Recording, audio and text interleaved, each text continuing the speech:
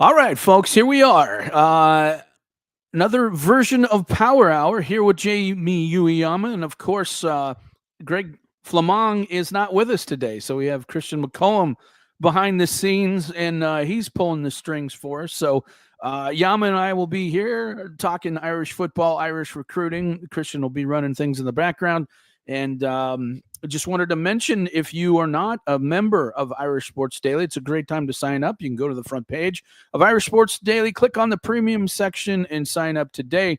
Lots going on with Notre Dame recruiting. We just wrapped up at least our version of what we could see from spring ball. I do think we do get another interview session with Marcus Freeman, if memory serves me, at the end in about a week. Isn't that correct, Jamie? I'm pretty sure that I'm pretty we get sure. one Yeah, more. he's gonna have like a wrap up thing to kind of talk about Yeah, everything. Yeah. yeah. So I think that will anything be said then about the quarterback situation? Who knows? We'll have to see what happens. But as is now, I think we're just going to be sitting here discussing the spring game, blue gold game. We're going to be talking recruiting, and of course, a lot of that's going to come down to as far as the team goes, the quarterback situation. So, Jamie, with it, let's just get into it and talk about it. Watch the game, watch the rewatch. I'm sure you did the same.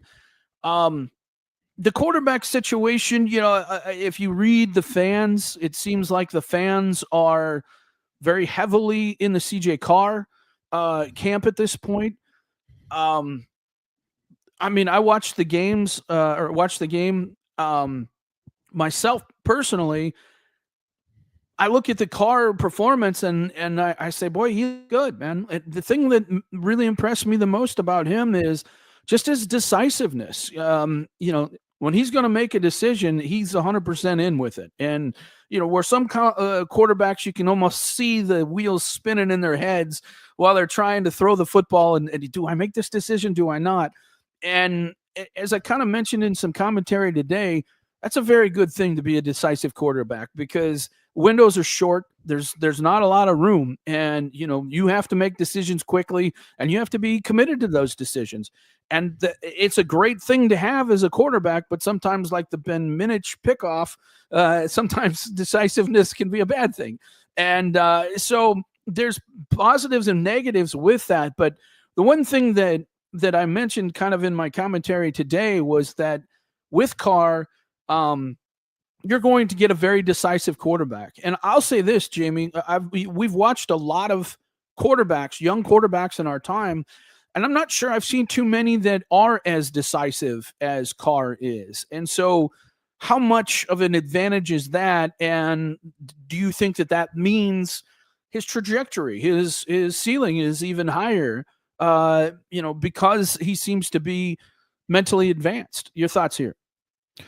I mean, it is a good thing to be decisive and to be able to, like, I look at, like, say the last touchdown he threw, which was like, a whole shot, like looked like it was like a cover two or whatever, where it was blown coverage, right? Like it wasn't good job by the defense, but the reason why it's so wide open is because, like you said, he was decisive. He threw it, is like, it's there, go. And like, I think that is something that is a really good thing, and it's a strength.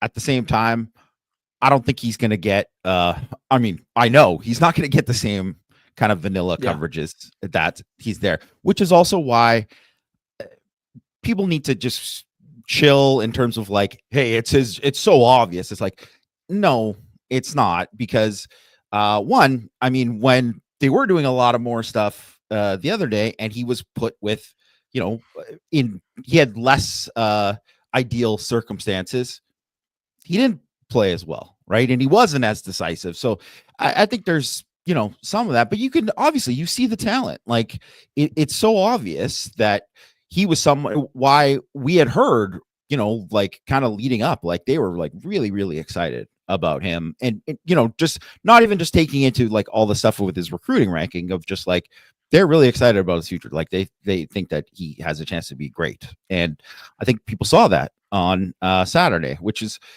that's awesome. I think saying that it's like, he's clearly above everyone else, I think is no. I don't think that because it's you're looking at it in a very small sample window of what it is, and people like kind of proclaiming that. I get it because there's so many people that already have like a bias towards him because he's the highest rated guy. He's the guy that you know, does a lot of things that I think you know, in terms of throwing the ball, where you see like, oh, the touch on that throw, this, you know, the arm strength, right? Like you said, decisiveness. I think there's all of that, but you know what we don't get to see is how many of those picks has he thrown in practice, like the Yeah. one that he threw, right? Like we don't know, right? And I think like that was a play too. Was one of the few times that he was pressured and he threw that pick, right? So Yes. Yes. that Yeah. that's something to think about. And he didn't throw a pick in the scrimmage the week before, but he was flushed out of the pockets one time. Did a great job escaping the rush on another play the week before at the scrimmage, and he threw a ball that he should have thrown it in the stands. He throws a ball. It wasn't picked. It was dropped by Kennedy Urlacher. So it was like one of those things where it's like he doesn't go down as a pick, but it should have been a pick, you know? So it's there's things like that. So we don't know about that part of it and all that, but certainly I think you see the talent there and why people should be like really excited about like what kind of player he can become and why he's like a real like legit contender to be the starting quarterback this year. And I think the amazing part about it is he didn't even really practice for most of last season, Mike. Like, you know, because he was hurt, right? Like he wasn't throwing the ball for a lot of it. So yeah, I understand mental reps, whatever. It's not the same. It's not the same. No. And so I think it speaks to his talent and it speaks to kind of where he is and also kind of like where he already was mentally, that, you know, he's really like in contention to be, you know, QB1 for Notre Dame. Yeah. Thoughts on Kenny? Thoughts on Angeli?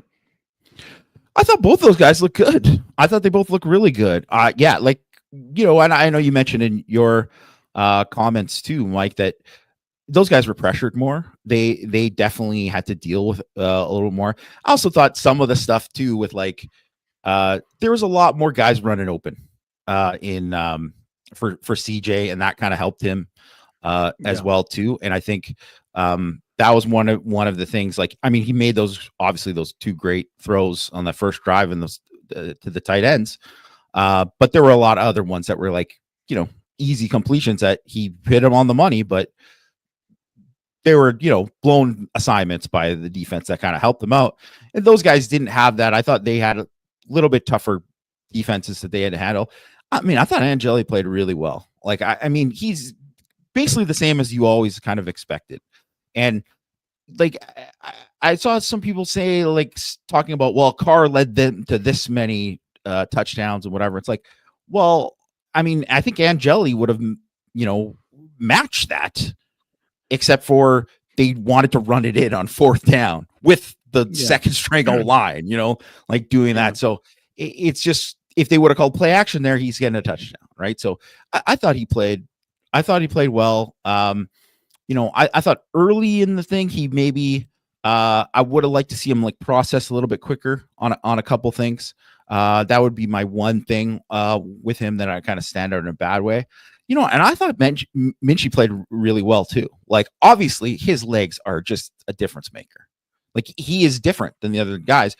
Carr can run. He definitely can. And Angeli can run too. Like, I would expect Angeli, if they, in that situation, if that was a game on in the fall, they would call quarterback power there, and he could run it in. Like, he's a big kid who run, and they'll do that during the season. But I think with Minchie, it's just like a different, they call it different because they can call it different, right? With some of like obviously like the, you know, the skip RPO stuff that they did, some of that stuff, like, you know, and I thought a couple of his throws, like, I know you mentioned it in your notes too, about like that ball to KK Smith. That's a good ball. That was a good ball. Like, very good ball. It was a really good ball. Yeah. So, and you'd probably like KK Smith to win that, right? Like, it was a good coverage, but like, you know, so that's kind of like, yeah, exactly. Right. So, I thought Minchie, like, you know, his numbers weren't as good, but I liked a lot of what he did throwing the ball. And I thought him a little bit earlier too. I thought in terms of processing early on, it wasn't exactly like you wanted it. And then later on, it just you saw it with him. And then the fourth down sack, because I know that was definitely something like, yeah, you can't take a sack there. Zinter won so clean that it was like, it was just instant. It actually was probably the smart thing to eat it, in that situation, because if he would have just thrown it, he would have just been throwing up a prayer. So he would have been throwing it away, so, or putting it in danger if he didn't see anybody. Right. So, I think that's one of those things that you watch in the rewatch and you're like, oh yeah, that's kind of stood out. So I think all those guys didn't put Augustine didn't even put a hand on him. It was no, he did not. It was exactly. So I don't know, and based off of like we got 2 looks at it, right? Because we got the week before and we got this. I got to tell you, like, I don't think it's obvious at all that Carr's the guy or Angeli should be because of experience or anything like that. I think it's really I don't know how they're going to get it down to 2, to be honest. Like, I think you could easily say, well, Angeli, because you think that the upside is greater with Minchie and Carr, and say, like, listen, and they maybe have that hard talk with him. But there's a chance you do that and you're throwing away a guy who's a pretty good quarterback. Right. Yeah. So I think it's difficult. It's difficult, but that's why they pay Marcus Freeman that much money, and you got to make those decisions. So it's a tough decision. Obviously it's not all Marcus Freeman, Mike Denbrock, Gino, Gaduli, they're all going to have, a large say in it. But it'll be interesting because there's so many things that we only get so much. And how have those guys looked over the course of it? We saw that was like, I assume that guys like Wagner and Strauss and Knapp were back previously. They had at least like 1 or 2 practices before this spring game, but they haven't had a lot with those guys because they obviously none of those guys practiced the last scrimmage. So that helps a little bit when you get a little bit more of like having the kind of like a first team offensive line there. They're going to get it for these next like 2 or 3 practices they have. So it'll be interesting to see, where they go with it. Honestly, I kind of wouldn't be surprised either way if like, if they say they get it down to 2 and one of these guys ends up is transferring, obviously, I wouldn't be surprised if it was any of them, like at this point, I don't think we know. If I had to guess, I think CJ is going to be one of the guys that sticks around. If I just had to guess, I think he's going to be one of the guys that sticks around. And then it's going to come down to Minchie or Steve. And I don't know the answer to that. And it's, again, as I wrote in my piece today, it's hard to turn down a guy like Steve because as I mentioned, the things that I think are going to make a big difference in how much success you have is leadership. And we know Steve's known as a very good leadership, right? And consistency. And we know that he's that as well. And then of course it's going to come down to playmaking. And can you make plays downfield? And what we don't know really from any of the quarterbacks is how consistent they can push the ball down the field because we just haven't seen it enough. Love the wheel routes that I saw from all 3 quarterbacks. They threw that ball really, really well. All 3 of them did.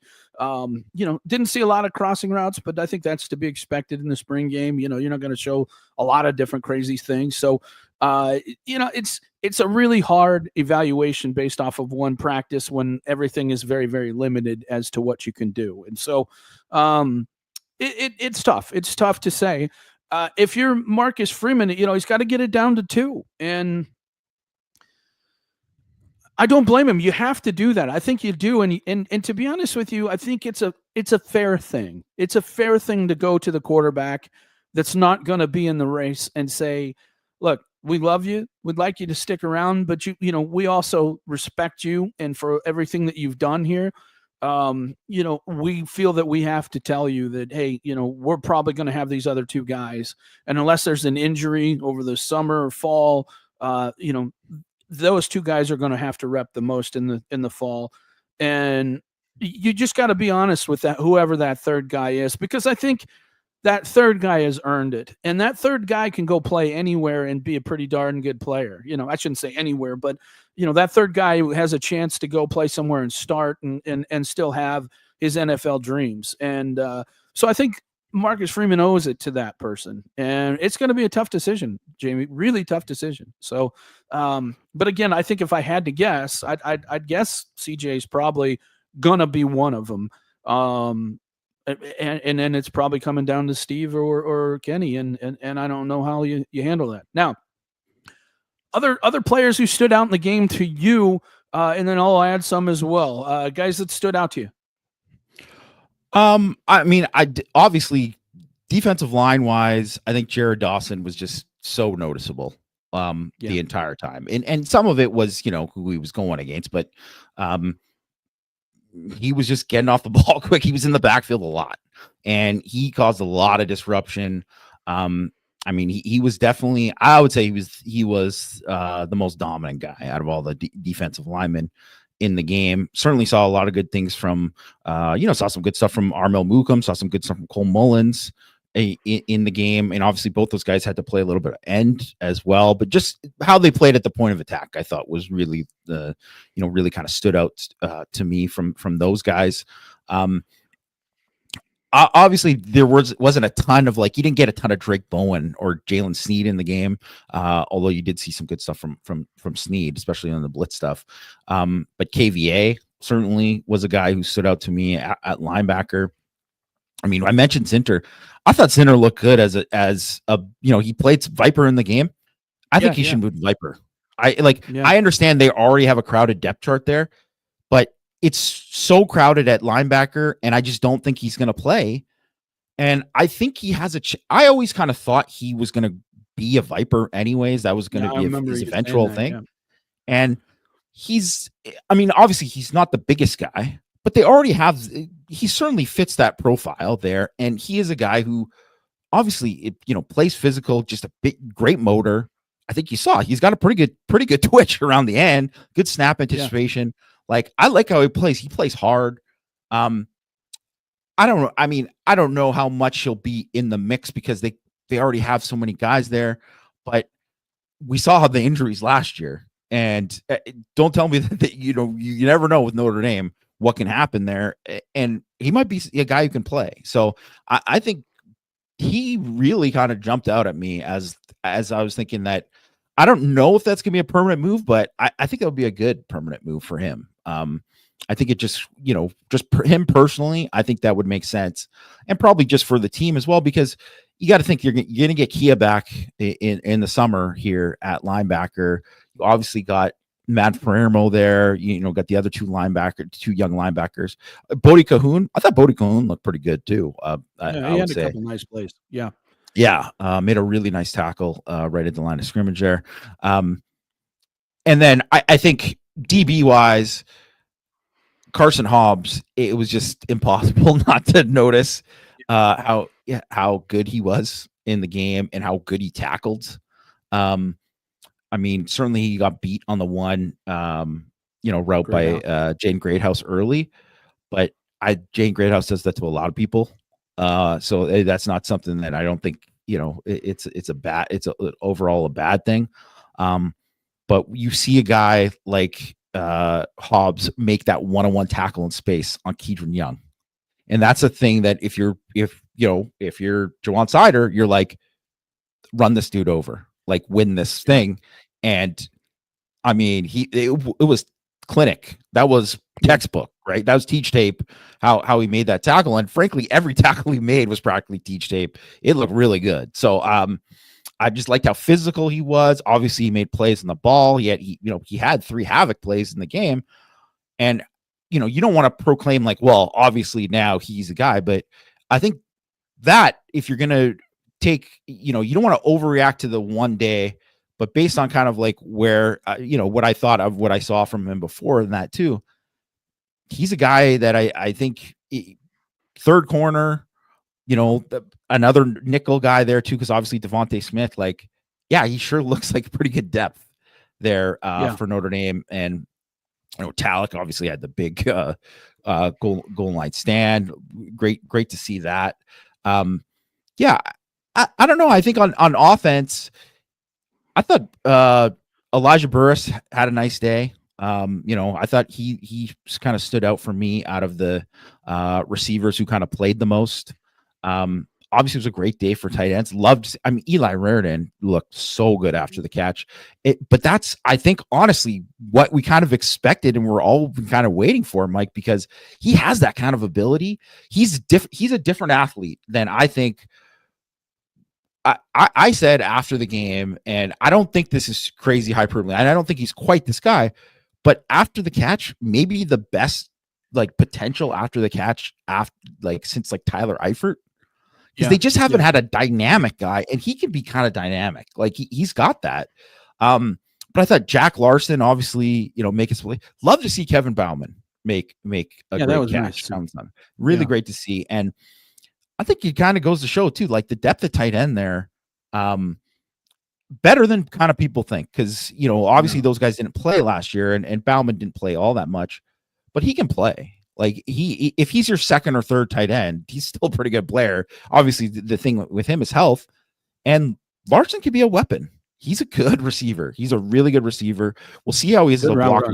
He's definitely bigger, and he still looks like he's got that same kind of transition out of his breaks, at 250 pounds, which I like to see. So I think those are the guys who kind of stood out the most to me. Offensive line wise, it's tough to kind of really pick out guys in general. But I thought, what I saw from Prescott and Augustine, I know we talked about him getting beat.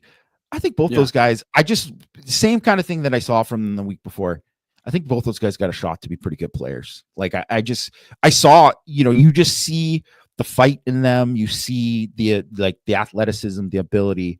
They're both guys who need to, develop and, especially physically too. But I think those guys can be pretty good. So maybe right now, they don't look like the greatest twos right now, but I think maybe during the season, if those guys maybe get to a point later on, maybe they're there. I'm not quite like the Anthony Knapp of last year's spring game, but some nice flashes from those guys. I agree with those two. Augustine showed me some nasty, man. He wanted to hit some people and push people around, so I was impressed with that. And Prescott, that was always kind of the thing. We always knew he's athletic. We always knew that he could move, but does he want to hurt you? And he showed that in the game, I thought, really, really well. He was like, I'm going to get physical with you. And he did a good job of it. I was impressed. I thought the starters, as you mentioned, Charles and Billy Strauss and Wagner and Knapp, those guys just haven't played a lot. So they looked, I thought, a little discombobulated, at least a little bit initially. I don't think Charles had his best day in the, game. If you watch, certainly not like what we saw in the Penn State game, but I think that's to be expected because I'm not sure how much these guys have played together a lot, but, I mentioned to you, I thought Sean Sevillano did a really good job in a lot of the things. And, you mentioned those Talek plays at the goal line. Well, that doesn't happen if Sean Sevillano doesn't just blow up Charles Jagasaw both times. I mean, that's what happened in that. And that allowed Talek to have the opportunity to make those plays. And Sevillano's going to be kind of hit and miss sometimes, but he has quickness. He has the ability, even as big as he is, he shot gaps a lot of the times and was able to get in the backfield. And that's what you're looking for, especially if you got a guy that's, 340 pounds, but just being able to hold up against somebody like Charles in a goal line situation, that's encouraging to me. So, I thought it was nice to see the backs too. I think it was Kedron Young's second run, gets inside run there. I think he was hit at the 2 yards into the run and just carried people and was not going down. And you're like, man, Kedron Young's going to be a very strong player. I can't wait to watch him. And it was nice to see Jabron Payne, look kind of like the Jabron Payne we saw before he got hurt. He showed some very good quickness. If there was one negative for the backs for me, I didn't think that they did a good job in blitz pickup. They got to get better at that. They do. And as I pointed out in my commentary, I think for offensive line, the thing that surprised me the most, Jamie, was that nobody really kind of had any mental bust. Like if you watch, even guys like Cam Henron, guys who haven't played much at all, they knew who to take. Now they didn't always handle him well, but they knew exactly who to take, and that's good coaching, across the board. Whether it was Peter Jones or Sullivan Absher or whatever. I don't think that they always did a good job of blocking them, but they weren't confused. And again, you're not going to show a lot of exotic stuff, when you're blitzing, but still they were sending 6 guys at times, they were sending people, and there's a lot of confusion when that happens. And I was impressed that the O-line wasn't confused. They knew what to do, and it was per man, which I think really is a good sign of coaching, Jamie. It is, and I think it's also helped that those guys have gotten the more reps, Tons of reps in the spring, right? So I think that's a big thing, and ultimately that's going to benefit those guys later if they have to dip into depth like they did as much last year. Hopefully not. Like that was about as bad as you can get luck wise. But if they do, like that's one of the things that we'll probably look back on the spring and say, man, those guys getting those reps there, that was super valuable. Because I just remember, can't remember what class it was. I think it was maybe 2019. And it was with Christophic and those guys where they were early enrollees, and they just looked so overwhelmed. Like mentally, physically, yes, you expect, but mentally as well. Like they were just like, had no idea. They were like in quicksand. They did not. It looked bad when they were out there. I'm sorry to Andrew Christophic. I don't mean to just single him out. I'm talking about that entire early enrollee class there. But that was the thing that, it seemed pretty common actually that, when those early enrollees, because they barely get any reps. And then all of a sudden you're getting more reps in the spring game than you had all spring. Right. And so these guys got those reps. Yeah, I think Cam Herron, I to me looks like a guy that once he gets bigger and stronger and develops there, like I think he's got a chance to be pretty good. Like he's already just seems like a guy who's in control. Obviously I mentioned the last week too. He was really, really good in the one-on-ones too. So yeah, it was encouraging for the early enrollees, I think. He's going to be a good pass blocker. I feel like that for sure. I think he's going to be a good pass blocker. And we saw him when he was running, as a run blocker in high school, and he was dominant. He definitely was. And he moves very well for a center. Very, very well. You look at the situation, and I mentioned, I was kind of underwhelmed by the wide receiver situation. And I want to explain that because some people said, well, you didn't have Malachi Fields, you didn't have Pauling, you didn't have Great House much at all, you didn't have Jordan Faison. And it's like, okay, I get that. But my point being, I wanted to see kind of the young guys, now that they have the opportunity to show what they can do, to show it. And, I didn't see enough of Cam Williams. I was hoping to see that. Didn't see enough of that. Didn't see much at all of Logan Saldate, which I thought was kind of surprising. I don't know how much he played, though. He played some, but I didn't see him out there a ton. But at the same time, I was pleasantly surprised by, Jerome Bettis Jr. and as you mentioned, Elijah Perez. And, of course, Scrap, he double clutched one pass, but still brought it in, got the touchdown, made a couple really nice grabs. And you're like, you saw the quickness. So I think for those freshmen, I see, okay, well, I'm excited about it. For a guy like Cam Williams, he made the one really nice catch, and that ball was behind him. That was not a, easy catch either. That was not placed where it, where you'd like to see it. So you like that, but that's the only thing for me with the receivers is I would have liked to seen maybe a few more big plays out of them, but it just is what it is, and I'm not overly concerned about it. But when you sit and you look at the overall situation and you think, okay, you're watching the defense and you say, okay, well, there is no Boubacar, there is no Botello, we didn't see Logan Thomas. We didn't see Burnham. We didn't see Heinisch. And you're like, oh man, you had those guys, and to what they showed out there, I feel pretty good about it. Didn't really see a lot of Drake Bowen. You're like, okay, didn't see a ton of Snead. You go back to didn't see Gray or Moore, very much, and Devonta No Smith. Devontae Smith. No Jalen Yeah, Stroman's been out the spring. yeah, Yeah. absolutely. That's a lot of And so, guys who are going to play. absolutely. Yeah. And so Yeah. everybody looks at the score defensively, and they're like, and it's like, well, yeah, but you didn't see any of those guys play, so it probably would have looked a little bit different, Yeah, and Marcus Freeman said after too, like, because it was really a lot more even than that score looked in terms of the offense. Whatever. Yeah. He's like, we got to change the scoring format because it really was not that much of a blowout, like reflective of how competitive it was between the offense and defense. So, yeah, I mean, I think. I mean, the defense is going to look so much different, and I would not take because there's always people who get like this. It's a spring game. People were like, "Man, the defense got shredded today." I was like, "Okay, like just it's." No. I mean, you've seen how many times does Lawrence Keys or Junior Jabby or whoever have to have a monster day in the spring game for people to realize it's not totally reflective of what you're going to see during the season. But I mean, I think certainly saw, I always look for flashes of what you just kind of want to see from a lot of these guys. And they didn't run. This is the other thing when we're talking with the quarterbacks.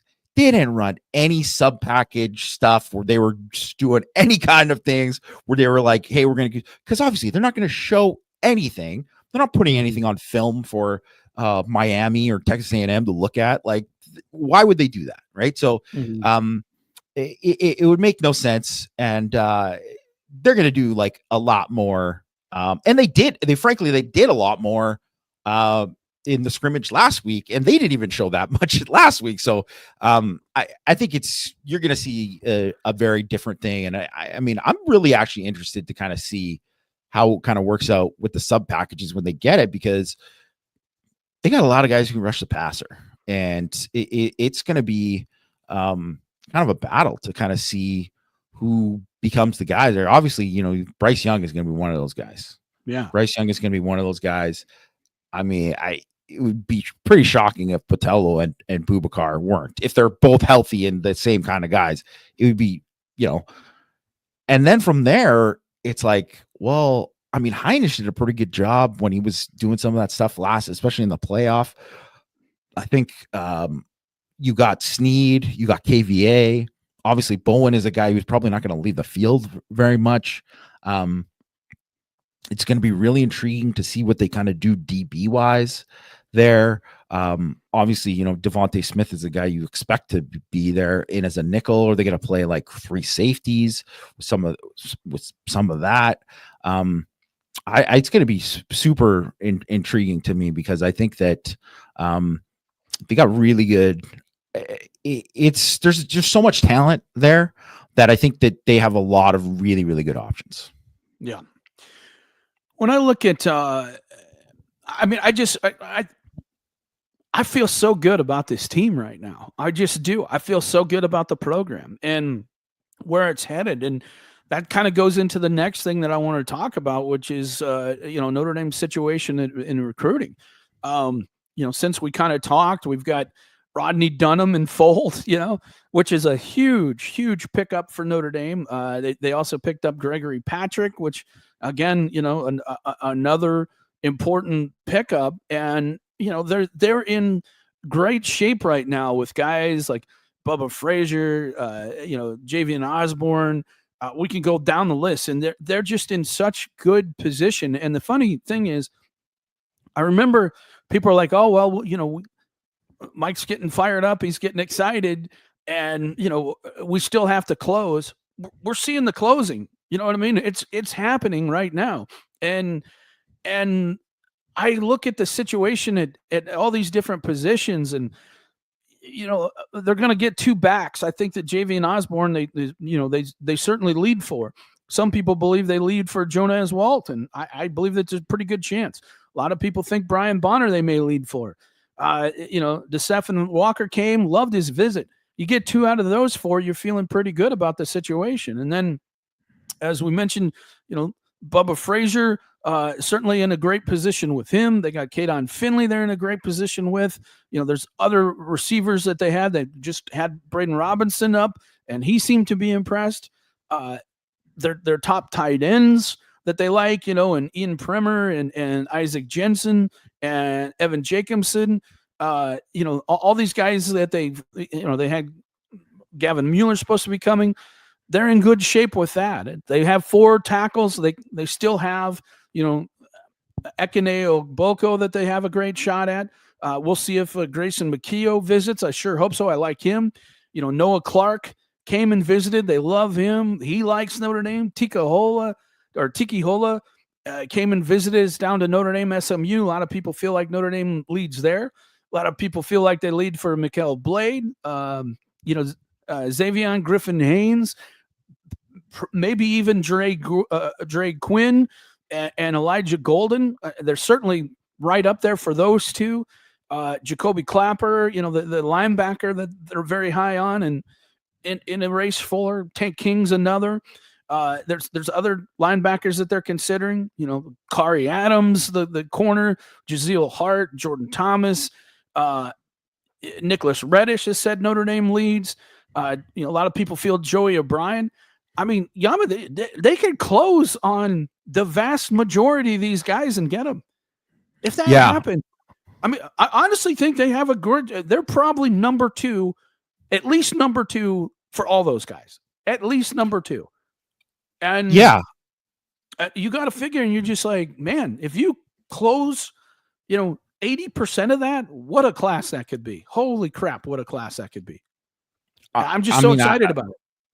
I think because you look at it and you look at where there's always been a thing with Notre Dame that's been pretty consistent, I'd say, even in their best classes over the last decade, where they've always kind of missed at a position or two. That it's been a thing, that it's been like, and then maybe because they didn't do as well, or they did okay in the class before, and then it didn't, because I know you always do the 2-class look at it and stuff. This, you listed all those positions, and there is a good chance they're going to land a number of those guys. And I mean, who's to say too that they might not, there's not going to be other guys that are going to be on the list too. Because one thing that I love, Mike, is I thought this was probably one of the biggest things before of the previous, first 3 years of Marcus Freeman. They focused on these guys, and it's like, these are guys. And then they didn't have the plan Bs weren't there. Like it wasn't, it was like, well, if we don't get this guy, well, we're in a big problem. Right. Like, so I think about how, it was unexpected that Samote ended up going to USC, right? Because, Notre Dame thought we got a really good shot. He's going to maybe end up here. Well, he is a good player. Obviously, they would have loved to have him in the class. But look at all the guys that they've had on campus that they are real contenders for.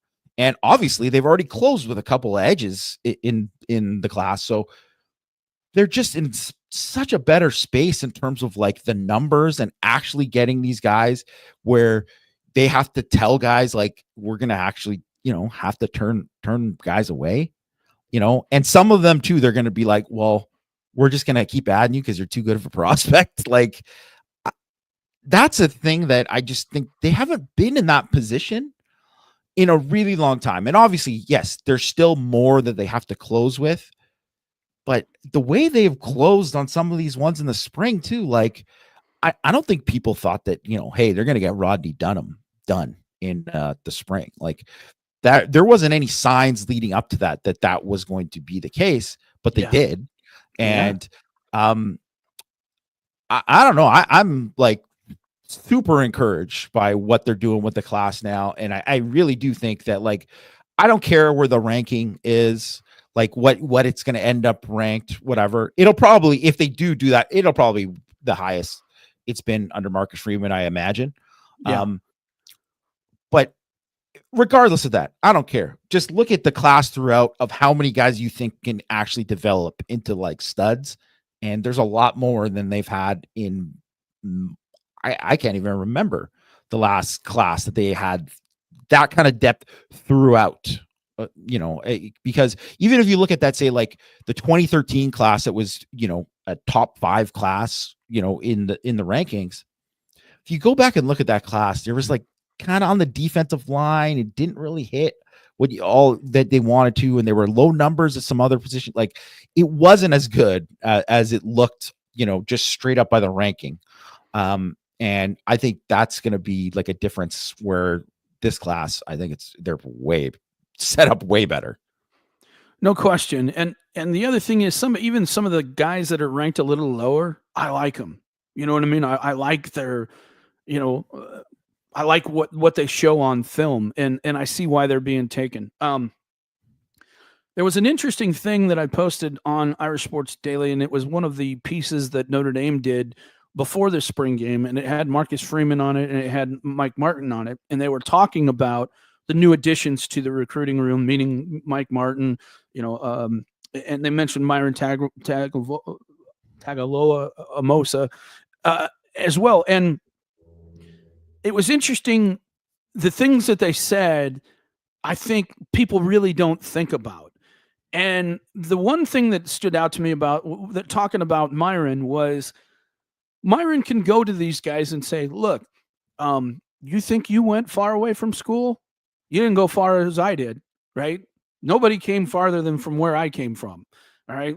Hawaii is a hell of a lot farther and a lot more flights than what you're going to get from anywhere else. And oh, by the way, whatever kind of environment and beautiful environment you think you have, it does not match what I left. Whatever culture shock what you experienced, it's not what I had to experience. And I got through it. And not only did I get through it, I excelled and I became a great player and a college player. And then I went and I got an opportunity in the NFL.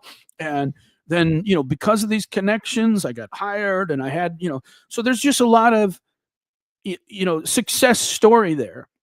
And then Mike Martin piggybacked onto that and said, Marcus said the same thing, was like NFL, not for long. And Marcus explained that, hey, Myron's experience is really what most college players have, right? They play well, they start, they have an opportunity in the NFL, they play for 2 or 3 years, sometimes 4, and then they're out of the NFL. And Mike Martin was there, and he absolutely rubber stamped that. And Marcus said, look, the problem with the NFL and what these players don't understand is if they can find what you do cheaper, they're going to do it. And Mike Martin's like, oh, absolutely. And just having him with his experience around the NFL to be able to say, look, you can say whatever you want, but I was in that position. It was my job to find somebody to replace you. That's just the facts. That was his job. Find somebody to replace you cheaper. And so I know what it's like in the NFL. I know what they're looking for. I know how to develop you so you have the best chance to stay in the NFL and what they are looking for. And then I also know that they're going to try and replace you because that was my job. That was what I was there to do. And I think explaining that to these parents and these players kind of hits home and says, and Chad Bowden, he doesn't have that experience. He can't explain that, nor would he even try. You know what I mean? Because it's a negative and he wouldn't want to talk about that. But I think it's important for you to have those conversations because then it brings home the academic piece and the connections piece and all the other things that Notre Dame can do. And I think having all of that together really is a selling package that Notre Dame has put together. And I think that that's why they're having a lot of the success. So very, very exciting about it. And I just thought it was an interesting piece that they put together on that. If you get a chance, go check it out and watch it. It's a good interview. But just wanted to mention that. All right, Yama, we got some questions from some customers. I'm not sure we're going to get to all of them, but we'll just kind of rifle through them as quickly as we can. Deepest and most talented defensive back room since Last year. I mean, they were. Yeah. Uh-oh. Somebody hit mute on Yama. No, it's on the. I think Chris got it. Go ahead. Okay. You're good. Yeah. So I think last year, I think you kind of forget at the beginning of the year, obviously, when you had Morrison healthy and then Mickey was still on the team, you had those two and you had Christian Gray and Leonard Moore. That's about as good of four corners as, Mickey, you can argue there's probably a drop off from the 3 to the 4, but like still a guy can play. Right. And I think, right now we got to wait and see what the situation is at corner, going through the season and what it is. But I don't know if they quite have that 4 yet. We'll see what it looks like with Pre Thomas and then certainly some of the other guys. But look, like we mentioned, we look good with Carson Hobbs. I think at safety, they definitely got some depth there. They got some good depth. And we mentioned how Stroman and Devontae Smith aren't even playing and all that. It's a deep secondary, but they were loaded in the secondary last year. So I wouldn't even say like they're just kind of continuing on with it. And I think one thing you can always count on too is that with Mike Mickens, the guys are going to develop. And guys, you could see the difference in these players. Yeah. I think it's interesting that I think that they have better overall depth at safety than they did last year. It's just going to be really, really hard to replace X Watts. That's the problem, Yeah. He was such an instinctual player. And it was very rare that Notre Dame gave up a long touchdown, just very rare. And there's a reason why. And he was a big part of that. So, because a lot of people say, well, you put Talich back there and Adon. I don't, maybe I'm crazy, but I don't see that as being a good thing. Maybe I just don't think that Talich is as athletic as some of the other players, and Adon's more of a physical line of scrimmage safety. You need somebody like Tate Johnson that can run back there. And I think that, don't get me wrong, I think Talich can run. He's fast. I just don't think he's quite as athletic as Tate Johnson is. And side to side, burst side to side. But there's also the recognition piece. You got to be able to recognize that. And very few dudes can do that. So, we'll have to see. And it took a long time for X Watts to be that guy. He wasn't that guy right away. So I think that's the biggest piece that you got to deal with there. All right. Read your notes about Savillano, his upside, if he was lighter. Is that a coach's decision to keep him heavier? No, I think it's probably a little bit. I mean, I don't think that they want him to be 300 pounds, but, I think he probably needs to lose a few pounds. And that's a lot of guys like that struggle. It's just hard to keep the pounds down because they like to eat. They're big dudes. Is Mullins back to defensive end? Or were they just using him for lack of bodies? I think that's very much lack of bodies. Mike is making the decision. Who are the 2 quarterbacks you are trying to keep of the 3? Oh, man, why is it Jaboski always got to do these things to us, man? I mean, come on, man.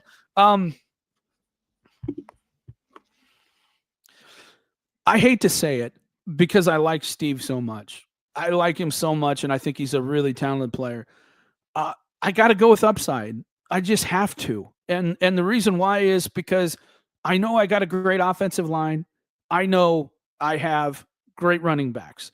I know I have pretty good receivers and some good tight ends.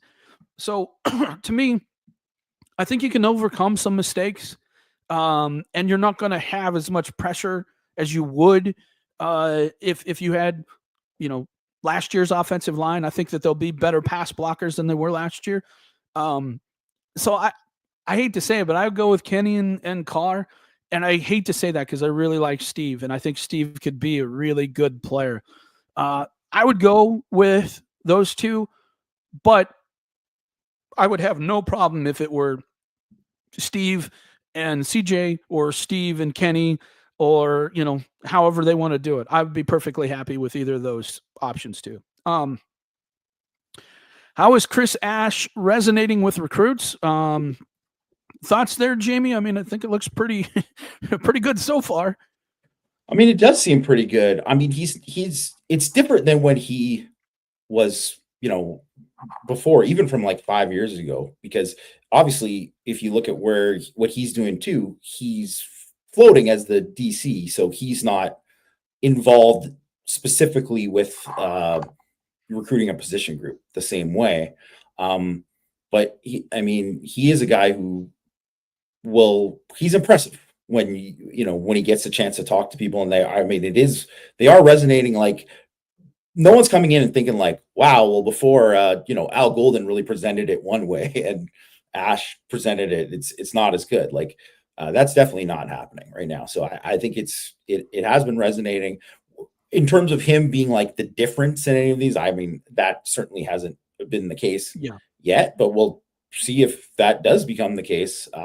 He's obviously been a very good recruiter for a long time. All right. Let's see. I saw a rumor recently they're kind of talking about the transfer quarterback and how there was a lot of confusion over that. They were saying that, maybe Bowden was the one who really wanted it. I'm not really getting into that. I will say I did hear that rumor. So do I think there's any truth to it? But potentially. But I don't know for a fact, so I'm not going to say. All right. For separate questions, Greg and Jamie's recent buy and sell got me thinking, do you buy this or sell this? Every Freeman team from now on will be better than the 2024. Maybe not in terms of results, but in terms of overall talent and ceiling. I think roster-wise, I think that is probably a fair assessment, right? That it will be, because I do think that's now you're getting into a point where these are pretty much all Freeman guys, like on the roster in terms of what he's recruited throughout the roster, right? There's still some guys who were recruited by, Brian Kelly before that. But even then, a lot of the guys, like Burnham, Sneed, that class, that 2022 class, Freeman was the defensive coordinator then. And he was largely responsible for helping get a lot of those guys, right? So I think it's just obvious that the roster is better. And then if you look at last year's team, they were so young. They're not comparable in terms of like draft eligible talent compared to the other teams they played. And now these guys are maturing into more. And yeah, I would be surprised if it's not better and better. But yeah, whether it's better, the result part is going to be different. And then also too, like, we have to look at quarterback's obviously going to play a big part in it, because I think you could say like the team might be overall better this year. Well, whoever the quarterback is going to play as well or better than Riley Leonard last year. It's to be determined. We got to see. Yeah. I think it's a good point. And I guess my response would be, ask me after this season coming up, because I think for Marcus Freeman to really extend what he's doing, he has to do it again, right? They have to get in the playoff. They have to look competent in the playoff. They have to beat some teams. They have to look like they're not going away. And I think the other piece, as you mentioned, is the quarterback. Can you develop a quarterback? Can you recruit a guy that you identify, bring him in and develop him? If you can do that and you can show that, this thing's going to be a lot of fun to watch moving forward. So I think that those are the two things that kind of really make the difference between whether that's going to be true or not. All right. Some members are not happy with the 2026 O-line class. What says you guys? Here's my overall thoughts on it. I think it's a good class, right? I like these guys. I think they all have something that is beneficial for the program. What I see, and this is just my personal opinion, what I see are a bunch of Billy Strauss, Ashton Craigs, Rocco Spindler type players, right? I see a lot of those. I don't see a lot of Joe Alt's yet. Now, maybe that's potential. Maybe that's there. Maybe Black from last year's class was there. I think Augustine has shown that if he develops a little bit, he's got that nasty attitude. He could be a heck of a right tackle. after watching that game, I felt better about that situation. So until we see him play, it's hard to know. But from my perspective, that's what I see with the guys they got right now. A lot of those types of players. Your thoughts, Jamie? I mean, I would say that's pretty fair, but I think a lot of that is because they're interior guys, right? Yeah. And the interior guys are, less sexy than the offensive tackles, right? Like that's going to be part of it. And do you think any of them have the upside of Charles Jugasaw, though? I wouldn't say that. I don't think so. I mean, well, And you know what? Point. That's you know what? Actually, I do think he's the lowest rated guy in the class out of the guys they have committed. But Garvin? I do think Sullivan Garvin.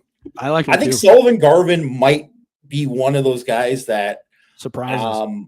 Really, like 3 years from now, people will be like, man, he is just because he is an athlete. He's a very good athlete for his size, and he's nasty. Obviously, he's got a big jump in terms of competition and all that.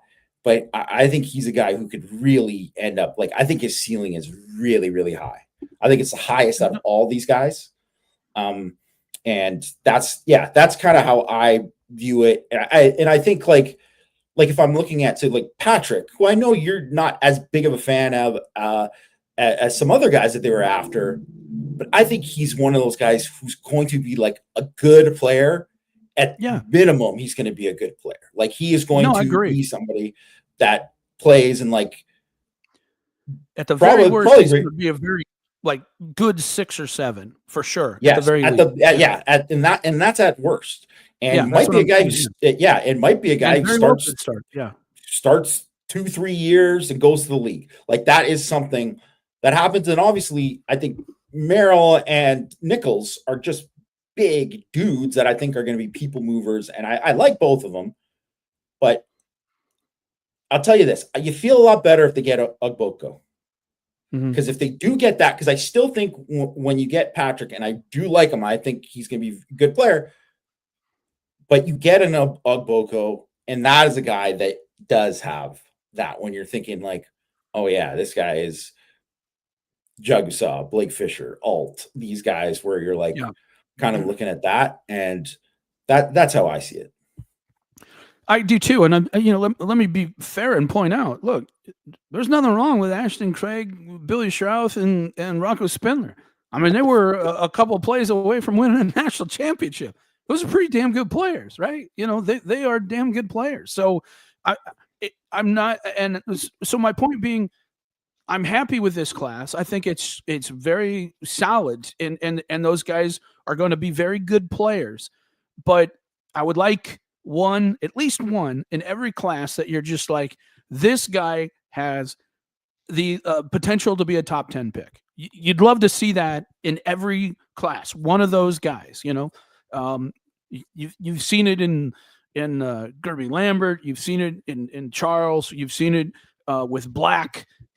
I want to see it again with this class. That would be ideal. And that's what you're looking for. So that's where I look at it. All right. Now, thoughts on Boise being the Peacock game? I know they're G5, but with them playoff team, I thought they would have them on NBC. Well, I think you're going to see this moving forward. They're going to keep trying to get you to stay with Peacock forever. Louisville was the game last year. Yeah. You're going to find they're going to do everything they can. And I've said this for a while, Jamie. In 3 years, there's going to be a college football package. We're just going to have to pay for these games. And you're going to have the college football package to watch any of these games. I really believe that that's what's happening in the future. You may have an NBC sponsored game, or not NBC, NBC and CBS and an ABC sponsored game, and maybe one on ESPN or whatever. But I think that there's going to be a football package that if you want to watch all the games like we want to be able to watch, you're going to have to buy that. And some of those games that Notre Dame has will be involved in that. So I just think that that's the future of what you're going to see. Somebody's got to pay for all these players. So, and it's going to be us. That's just the way it is. All right. thoughts on the current state of 2026 recruiting. Once again, it seems like wide receiver recruiting, we're stranding to land the talent needed to improve the play to the championship level.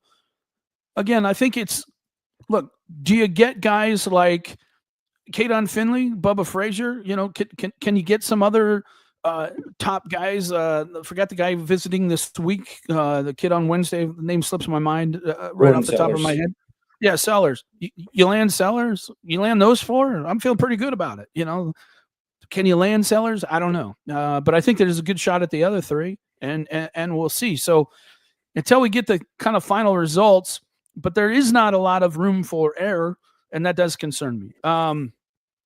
Do I expect the O-line class to add a fifth player? I think that they would like to. Whether they'll get an Oboko or a Makio, I don't know. But I think that if they could land one of those two, yeah, they'd add a fifth. Not long ago, I recall a couple power hours where Mike went on one of his rants, discouraged with ND's reluctance to pay up to land the difference makers. Lately, Mike seems to be very excited about the recruiting look. Did ND start paying up, or were the rants off base?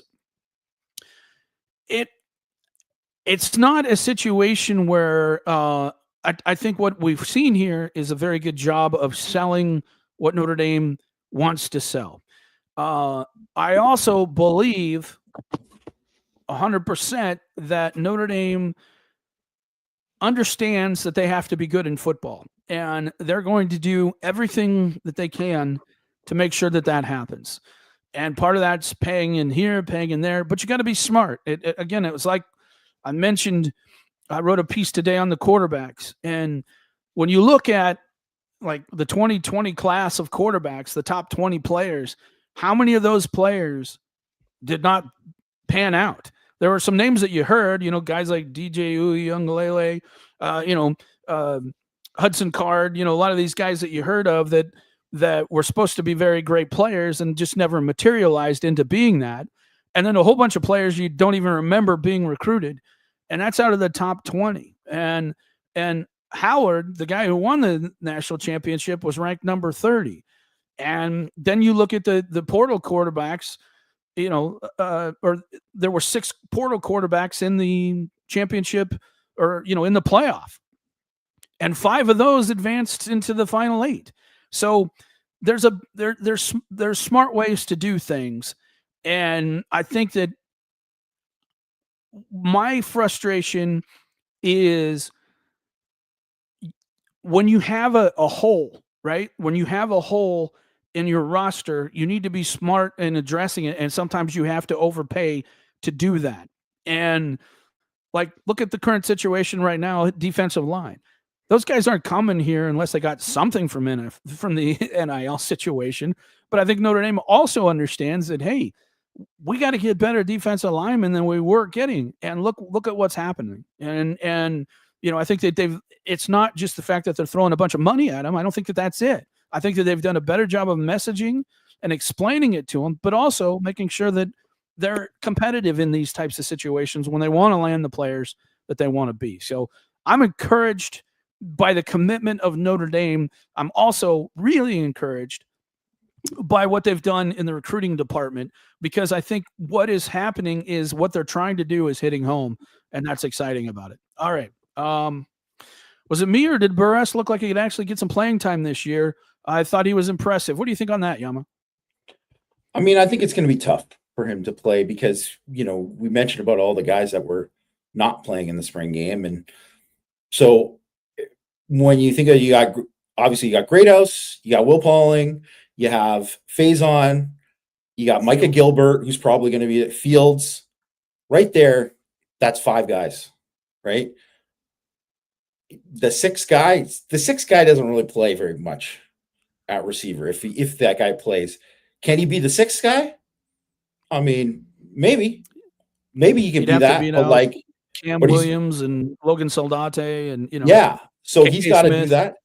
It's possible, but I would say like even if he does, how much he actually plays is probably like they might just say, well, he's maybe slightly better than these guys, but like, well, he could probably benefit if we could only give him 4 games here or that, right? So we'll see where he's at, but I think he's got a shot. And I mean, the other thing is too is a guy can look good in these kind of settings.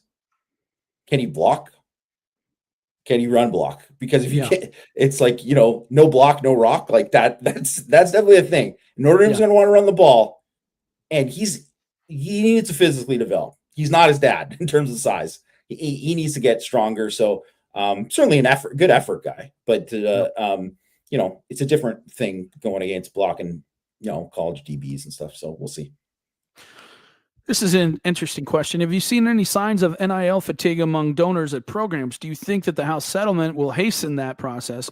Are donors going to see that the guy is getting paid by the school and respond with, why should I pay the kid if the school already is? Well, again, I think that's a good thing. I've said this for a while because I think it's going to be true.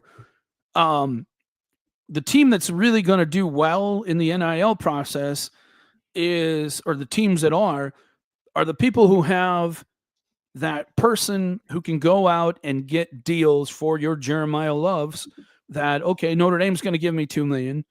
What can I get from somebody else? Right. And that's the piece that's really going to be a big part of this moving forward is who do we have that we can go out and try and talk to? I've mentioned it before, like Gillette razors, right? Who can we go to talk to at Gillette razors to sponsor, a Sam Hartman because he's got the cool beard and, maybe at the end of it, he'll cut it off or something like that. And you got to have somebody that's really creative that does these types of things. And then again, the other thing is that you got to have the marketability and Notre Dame players, I've mentioned this before, compared to some of the other players out there, they don't have the high social media followers that some of these other players do because they're just not those types of people. They're not concerned with a lot of the stuff that some of these other guys are. And I think that that's why Notre Dame is who they are, is that they're all about team and unity and all that type of stuff. And it's not about individuality. But as an NIL guy, and as somebody who, is a business that's looking at this as a business situation, you have to have some sort of reach in order for their ad campaign to be effective. So I think it would behoove Notre Dame to be smart and forward thinking and that they hire somebody in the position their whole responsibility is trying to create these opportunities, these extra opportunities in NIL. I don't think you'll see as much of the donor saying, well, here's 10 million, figure out how to spend it, because it's going to have to be justified now, right? Through the committee that sits down and says, well, you can't give, somebody $10 million to sign their name, because that's what's happening right now. All the stuff that these guys are doing are basically nothing to get the money. But once this settlement goes into place, they're going to have to justify that what they're getting paid for, there is a service. And the only way to do that is to have legit businesses and people justify that, hey, I'm giving this guy $100,000 or $300,000 to represent my product. And I have to show that it makes sense that I would pay this amount of money and I'm not just giving it to him because he's a football player. So that's really the tough thing is whoever Notre Dame and all teams are going to have to try and find those creative people that can go out and broker these deals. And it's going to be a big part of it moving forward. Probably not this year, but in the next couple of years, that's what I believe you'll see will happen. So, and I see somebody say they won't be able to enforce that, Mike. And I'm like, I agree with you, but that's what they're trying to do. Will they be able to enforce that? I don't know, but it still has to be approved before it can go through. So it's not something that they just give them the money and then it goes and they adjust and say, okay, it's more, we have this NIL opportunity. It has to go through, based on my understanding, a clearinghouse that says, okay, yes, you can do that. So how do you police it? The policing is, I believe, if my understanding is correct, that the policing starts before the actual thing is granted. And that's the reason they do it this way. So whether that happens or not, who knows? But that's what is proposed. All right. Have you seen Indy help themselves this weekend in recruiting with anyone that visited? Wide receivers, no Clark specifically. Yeah, I think Notre Dame definitely improved themselves with a lot of those guys.